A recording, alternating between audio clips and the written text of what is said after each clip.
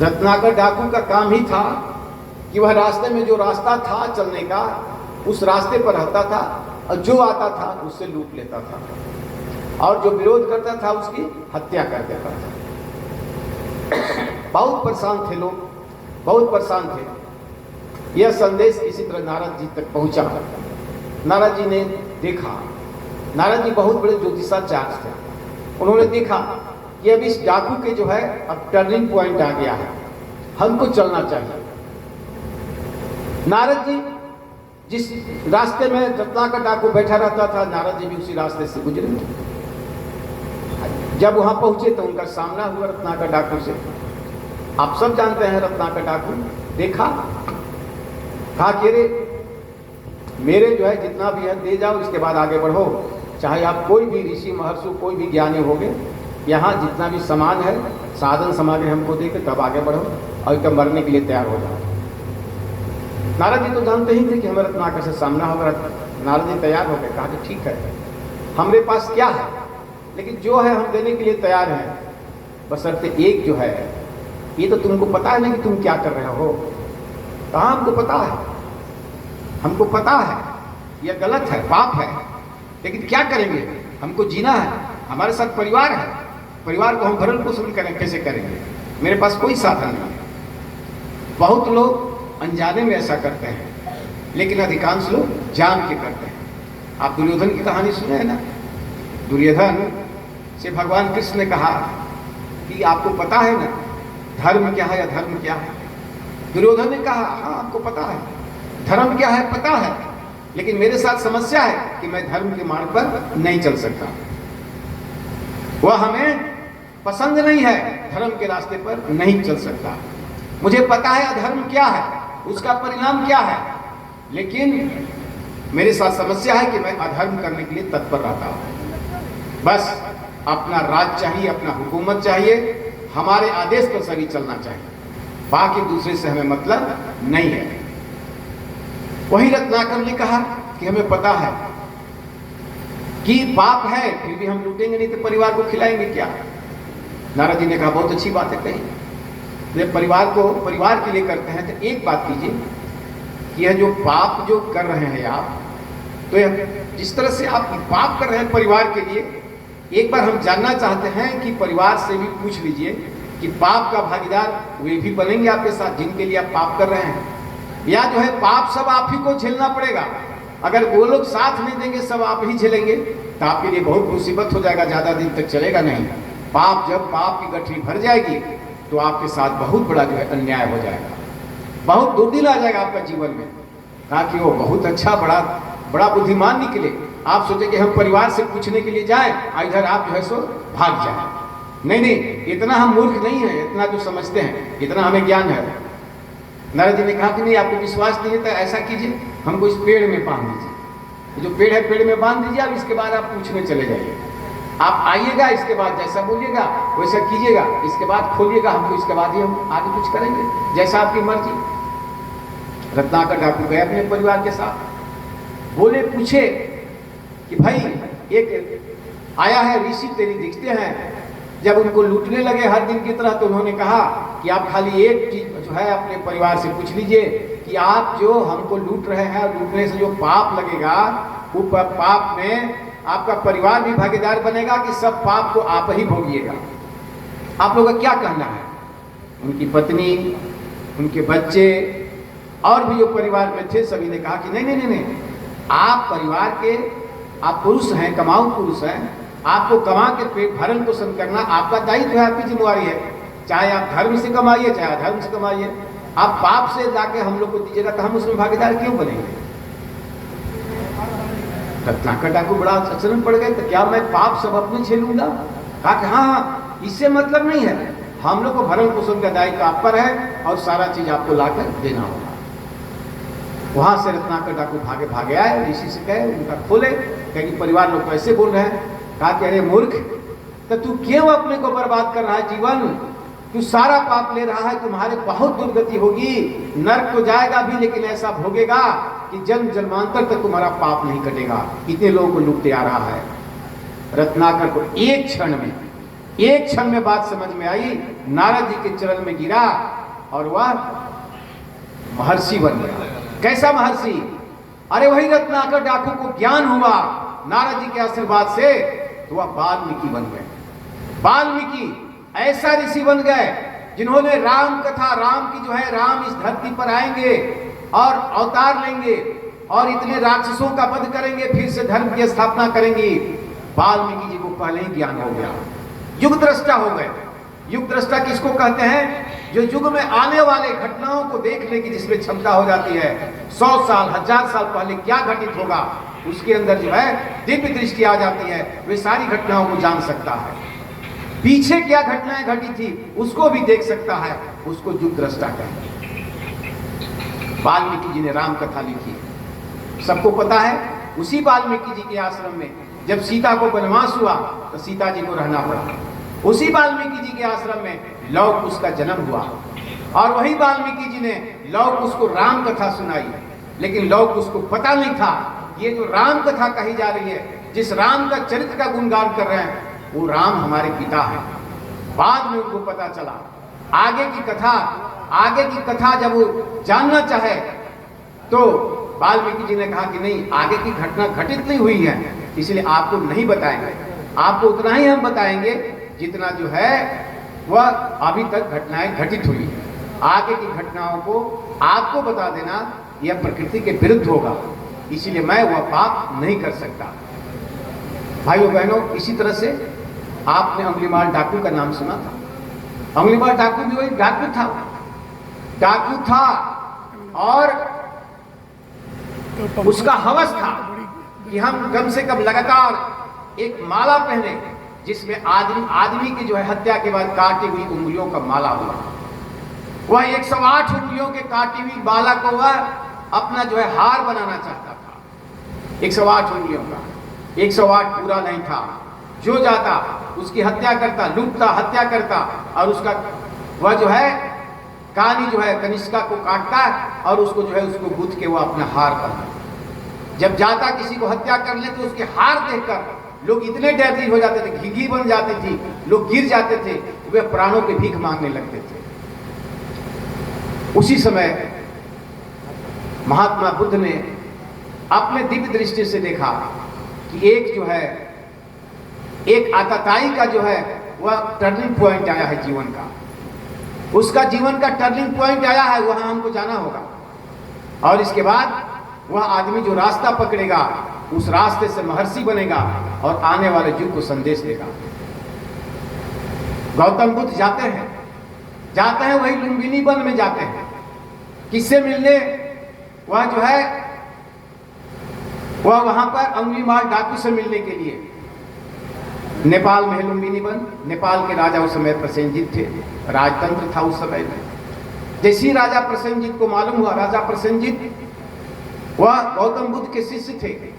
वह समय था भाइयों बहनों हम लोग के भारतवर्ष में कि बीच में हमारा धर्म में ऐसा पाखंड घुस गया था कि जो है बलि प्रथा, अनेक ऐसी कुप्रथाएं आ गई थी जिसके कारण जो चिंतन स्तर के जो सनातनी थे उनको लगता था कि क्या यही धर्म है, क्या यही असली सनातन धर्म है। वे विचलित हो जाते थे। उसी में जो है सिद्धार्थ नाम के बालक ने जब उसको जो है वैराग्य भाव हुआ तो उसने जाकर यज्ञों में जाकर देखने का प्रयास किया, धर्म के आचरण प्रयास करना किया। वैराग्य उत्पन्न होने के बाद देखा जिस तरह से यज्ञ हो रहे थे, जिस तरह से बलियां पड़ रही थी, वह उससे जो है वो विचलित हो गया। क्या यही धर्म है? उस समय उन्होंने रास्ता बदला, कहा कि ना ये धर्म नहीं हो सकता है, ये मनुष्य का धर्म नहीं है। और उन्होंने, सबको पता है कि वह ज्ञान प्राप्ति की खोज में कहां कहां भटके, अंत में इसी भारतवर्ष के वही एकीकृत बिहार, आज जो बिहार में है गया में, उनको जब ज्ञान प्राप्त हुआ तो उन्होंने दिया, सूत्र दिया, एक सूत्र दिया जीने के लिए, नया धर्म बनाया। क्या सूत्र दिया? बुद्धं शरणं गच्छामि, धर्मं शरणं गच्छामि, संघं शरणं गच्छामि।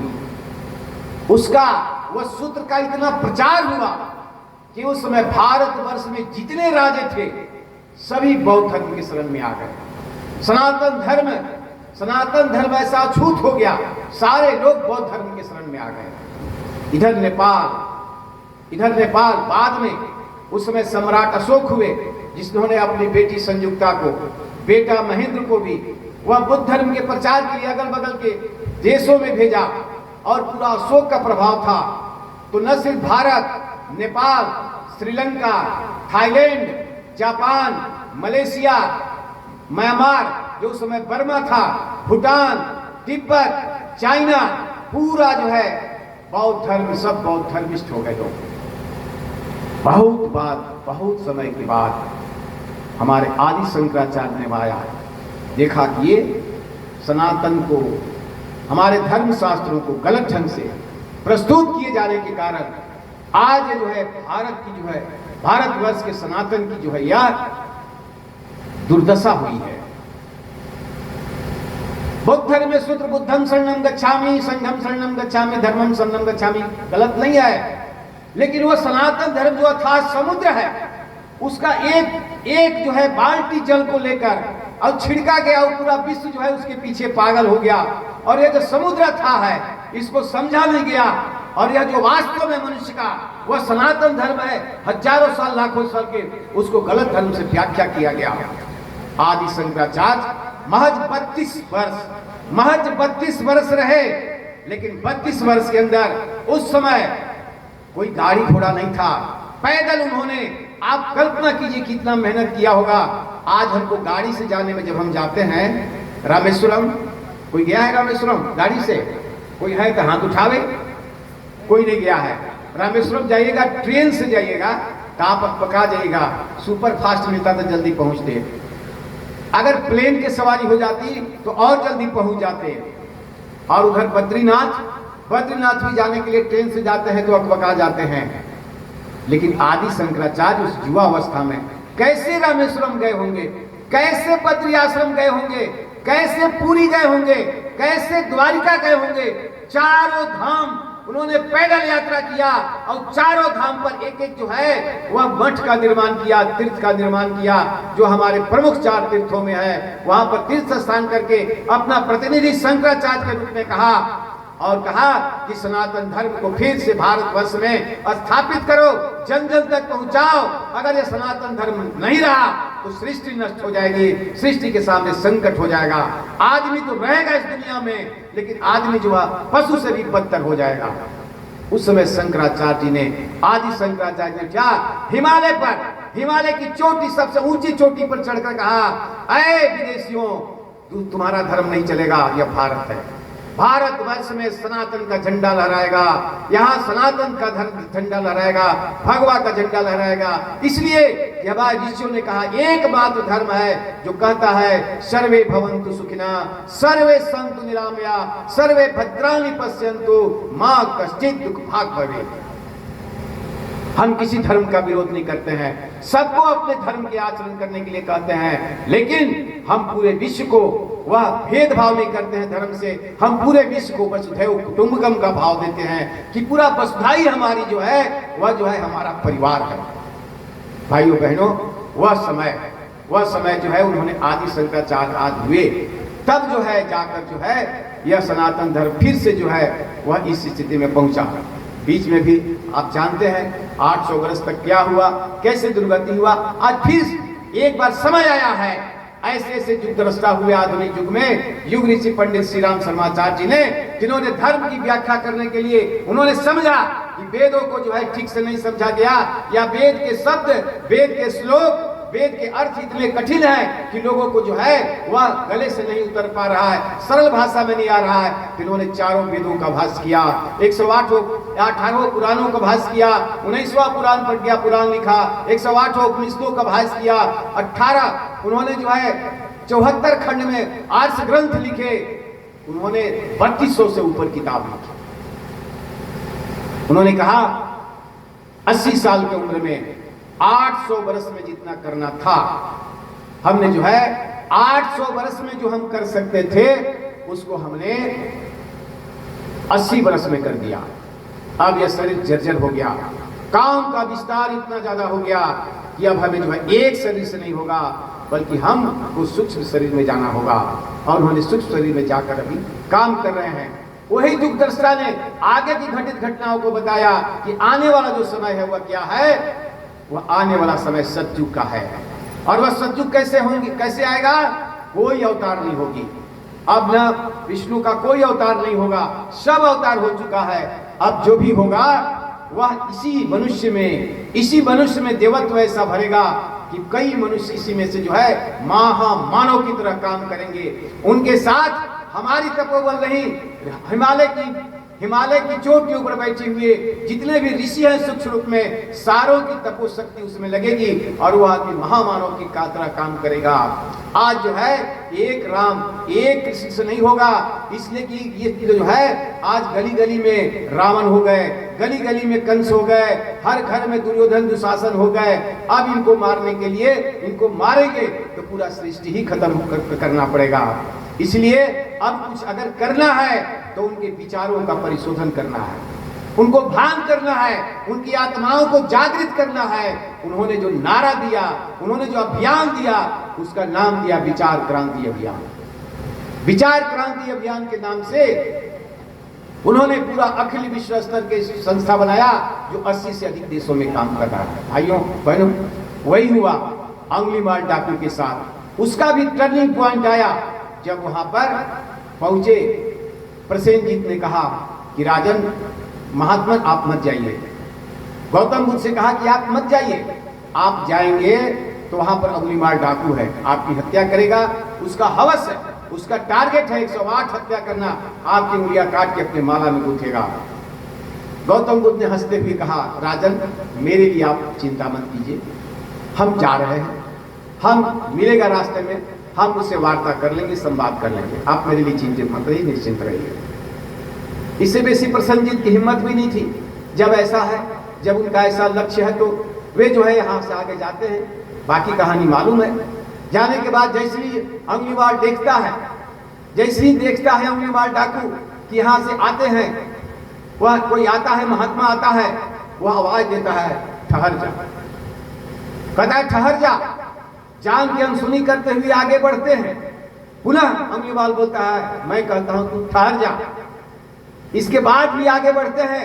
तीसरी बार जब बोलता है मैं कहता हूं तू ठहर जा, जब जोर से बोलता है, उसके बाद गौतम बुद्ध समझते हैं कि अब इसका जो अति बुद्धि है चरम पर पहुंचा है।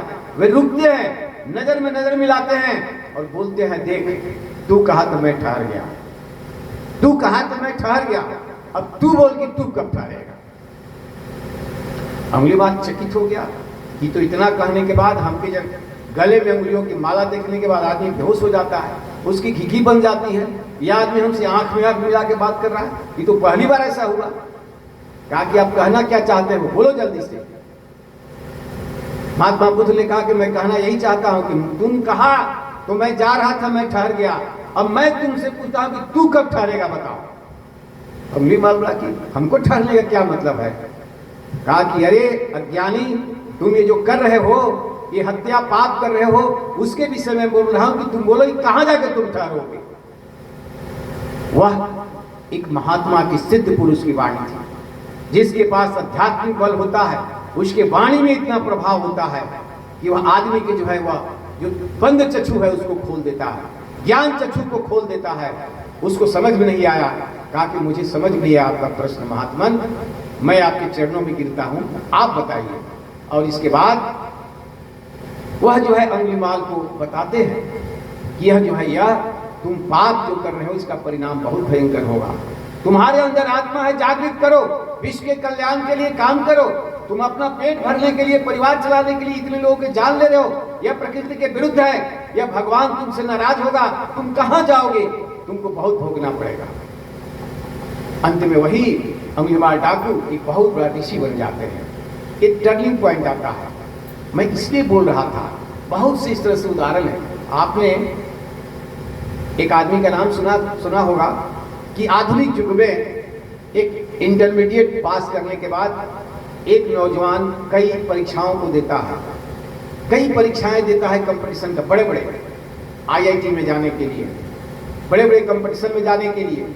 उसका शौक था वैज्ञानिक बनने का या बहुत बड़ा नौकरी करने का। पढ़ाई लिखाई में बहुत आर्थिक विपन्नता थी। इंटर पास करने के बाद आगे पढ़ाई के लिए कोई पैसे नहीं था, लेकिन बहुत तेज था वो आदमी, इसलिए उसके बहन ने कुछ मदद की, कहा कि नहीं तू पढ़ो, बहुत तेज हो, तुमको आगे पढ़ना चाहिए। कई लोगों ने उनको सहयोग किया, आर्थिक सहयोग किया। इसके बाद भी वह परीक्षा दिया, परीक्षा में सफल नहीं हुआ, निराश हो गया। ऐसा निराश हो गया कि अब तो हमको सफलता नहीं मिली, अब इतने लोगों का हमने कर्ज लिया, इतने लोगों ने इतना आशा से हमको दिया, तो अब हम उनको मुंह कैसे दिखाएं? ना हम कोई काबिल के नहीं है, मुंह नहीं दिखा सकते हैं। क्या करना चाहिए? ये जीवन समाप्त कर देना चाहिए। ऋषिकेश में जो परमार्थ निकेतन है, वहाँ आश्रम के नीचे देखे होंगे गंगा घाट जो है, सीढ़ियाँ बनी हुई है, प्रतिदिन गंगा जी की आरती होता है। बहुत सारे लोग गए होंगे परमार्थ आश्रम में, वहाँ पर आचार्य लोग रहते हैं, और बहुत से आज के डेट में तो बहुत विदेशी रहते हैं, ज़्यादा विदेशी रहते हैं। जब गंगा आरती में जाएगा ज़्यादा विदेशी से भेंट होगा। वो लड़का वहीं चला जाता है, उसके अंदर अध्यात्म जगता है, लेकिन लगा कि ना हम किसी से कहने लायक नहीं है, हम तो कोई काम के नहीं है। वो वहीं पर ऋषिकेश आश्रम में सीढ़ी के पास जाकर गंगा में कूद कर आत्महत्या करने के लिए वह जाता है। बार बार जाता है, सीढ़ियों से उतरता है, गंगा नदी आती है, लगता अब डूबने के लिए जाता है, फिर जाकर ठिठक जाता है। भगवान को क्या मंजूर था? ठिठक जाता है, फिर कहता है, फिर सोचने लगता है, फिर ऊपर सीढ़ी पर आता है, फिर सोचता है ना हम बेकार रुक गए, नहीं हमको आत्महत्या कर देना चाहिए। दोबारा जाता है, दोबारा फिर गंगा में डूबने के पहले फिर वह सोचने लगता है, फिर रुक जाता है। उसको आत्महत्या करने के लिए जो है हिम्मत नहीं होती है या झिझक हो जाता है। वह फिर ऊपर आता है, तीसरा बार आत्महत्या करने के लिए जाता है। इसके बाद भी उसको जो है गंगा में डूबने में जो वह सहम जाता है। पुनः जब सीढ़ी पर आता है तो वहाँ परमार्थ निकेतन के ऋषि एक देख रहे थे। उन्होंने उसको आवाज देकर बुलाया, ए युवक यहाँ सुनो, ये तुम क्या कर रहे हो? रोने लगा, वह युवक रोने लगा। कहा कि महात्मन हम आत्महत्या करने जा रहे हैं, लेकिन ऐसे आप भागे हैं कि आत्महत्या करने के लिए भी हम हिम्मत नहीं जुटा पा रहे हैं। लास्ट अंतिम सीढ़ियों पर जाकर फिर गंगा में कूदने के पहले हम जो है हमारा जो है हिम्मत जो है जवाब देता है कि नहीं नहीं, हम थोड़ा रुक जाए, सोच ले कि हमको सही में जीवन की लीला समाप्त करना है या हम कुछ कर सकते हैं। बड़े प्यार से उसके माथे पर जो है माथे को सहलाते हैं कि नहीं नहीं, तुम जानते नहीं हो, आत्महत्या करना बहुत बड़ा पाप है। आत्महत्या करने वाले को जो है कहीं पर भी मोक्ष तो मिल ही नहीं सकता है, वो आत्मा भटकती रहेगी, कहीं भी उसको जो है शांति नहीं मिल सकती है। वह जो है जब तक जितना तुम्हारा उम्र शेष है, जिसको छोड़ के जा रहे हो, तब तक तुमको जो है विभिन्न प्रेत जोनि में भटकना पड़ेगा। बोले क्या करें महात्मा, हमको जो है कुछ समझ में नहीं आता, हम जिंदगी के हारे हुए हैं, निराश, सबको हमने निराशा हाथ दिया है। कहते कि चलो आश्रम में चलते हैं, पहले जो है तुमको भोजन कराते हैं, लग रहा है कि बहुत दिन से भूखे प्यासे हो, फिर हम लोग बात करेंगे। ऋषि ले जाते हैं, भोजन कराते हैं, फिर बात करते हैं, सब उसकी कहानी सुनते हैं। इसके बाद क्या है कि उठो जागो, तुम्हारा जीवन का एक टर्निंग पॉइंट आ गया है, उठो जागो, हिम्मत करो और फिर से तू जो है एक बार प्रतियोगी परीक्षा में बैठो। फिर से हिम्मत करती है। वो लड़का ऋषि के कहने के बाद आश्रम में रहता है। आपको आश्चर्य होगा, वो लड़का मुस्लिम युवक था, मुस्लिम युवक था, लेकिन वहां कोई भेदभाव नहीं है सनातन में, किसी भी धर्म को हो। वो होनहार लड़का था, एकदम भाव का पवित्र आदमी था। उसको रखते हैं महात्मा अपने पास, खिलाते पिलाते हैं, हिम्मत देते हैं, फिर से लक्ष्य बोध के लिए जो है उसे वह बोध कराते हैं और आत्मबल देकर उसको भेजते हैं। फिर से वह आदमी एग्जाम देता है, IIT में सबसे टॉपर होता है, वह साइंटिस्ट बनता है। साइंटिस्ट बनने के बाद इस भारत देश में होमी जहांगीर भाभा के बाद वह पहला आदमी था जिसने खबर भेजवाया सरकार को कि हम चाहेंगे तो हम परमाणु बम बना सकते हैं। परमाणु बम बना के जो दूसरे देश, बड़े जो 5 देश हैं, अमेरिका, चाइना, वह जो है रसिया, जापान, जो बोलते हैं कि हमारे पास परमाणु बम है, भारत भी परमाणु बम बना सकता है। अगर सरकार की अनुमति मिले तो मैं परीक्षण कर सकता हूं। वो आदमी कौन था मालूम है? उस आदमी का नाम था APJ अब्दुल कलाम। जो गंगा में घाट में वह डुबकी लगाकर आत्महत्या करना चाहता था, वही आदमी भारत को आज इस रूप में पहुंचाया कि भारत आज परमाणु बम से वह लैस है, वह जो है संपन्न है, वह किसी भी देश को जो है आंख में आंख मिलाकर बात कर सकता है और जरूरत पड़ने पर वह उसका जवाब दे सकता है। वही एपीजे अब्दुल कलाम, अटल बिहारी वाजपेयी जी प्रधानमंत्री थे, उन्होंने कहा कि चाहे कोई भी देश, अमेरिका जैसे यहाँ पर बताता था कि भारत परमाणु परीक्षण करेगा, अमेरिका के सबसे पहले नींद खुल जाती थी, अमेरिका चौंक जाता था, दबाव बनाता था, तरह तरह की धमकियां देता था कि नहीं नहीं, भारत इतना बड़ा मजबूत नहीं हो गया है, भारत देश में इतना हिम्मत नहीं है कि परमाणु बम बना सकता था। अमेरिका के दबाव में परमाणु परीक्षण नहीं हो सका। वह जब अटल बिहारी वाजपेयी कहे कि मैं भारत हूं, मैं संपूर्ण प्रभुत्व संपन्न राष्ट्र हूं, मुझे कोई नहीं रोक सकता है, और जो कोई हमसे इसके धमकी दे रहा है, अगर वो कुछ हमारे बिगाड़ने का प्रयास करेगा तो हम उसको निपट लेंगे। उन्होंने एपीजे अब्दुल कलाम से परमाणु परीक्षण कराया पोखरण में, आप सबको मालूम है। और इसके बाद उस युवक का इतना प्रशस्ति हुआ, इतना हुआ, उसका व्यक्तित्व बढ़ गया, इतना नाम हुआ, वह इतना जो है सबके बीच में लोकप्रिय हो गया कि बाद में उसको जो है इस देश का सबसे बड़ा पद था तो उसको राष्ट्रपति बनाया गया।